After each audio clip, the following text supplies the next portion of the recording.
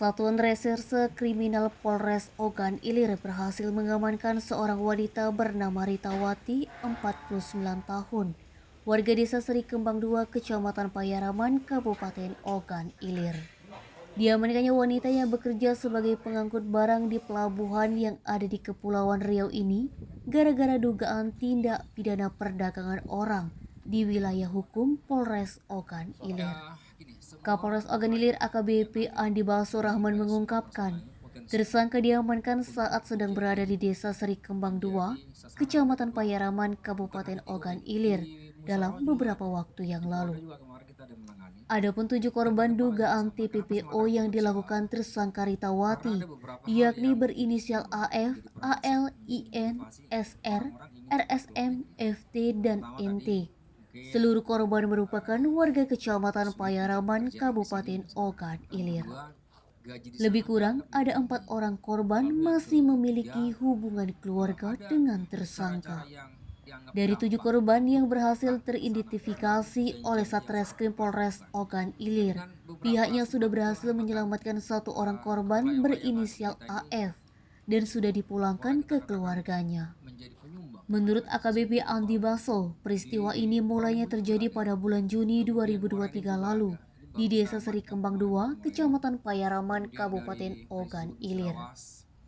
Para korban dijanjikan pekerjaan ke luar negeri, yakni ke Malaysia, dengan iming-iming gaji di atas rata-rata gaji di daerah. Dijelaskannya mereka awalnya diajak keliling terlebih dahulu oleh tersangka di Kepulauan Riau.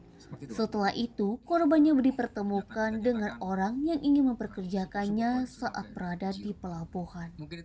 Mereka lalu dilengkapi dokumen oleh orang yang ingin mempekerjakannya, seperti membuat paspor dan lain-lain. Di hadapan polisi, korban juga mengaku mendapat ancaman dari tersangka apabila tidak mau menerima pekerjaan yang ditawarkan oleh orang yang mempekerjakannya.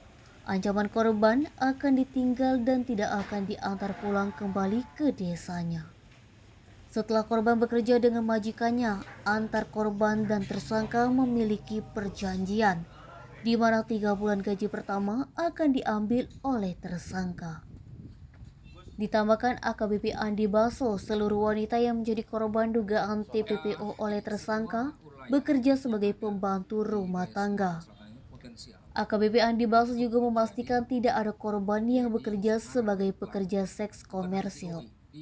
Sementara Wadir Ditreskrim Polda Sumsel AKBP Tulus Sinaga SIK yang ikut hadir dalam rilis ungkap kasus tersebut mengatakan, pihaknya sangat mengapresiasi apa yang sudah dilakukan Polres Ogan Ilir lantaran berhasil mengungkap dugaan TPPO. Sulit mencari pekerjaan di sini misalkan. Atau yang kedua, gaji di sana dianggap lebih tinggi.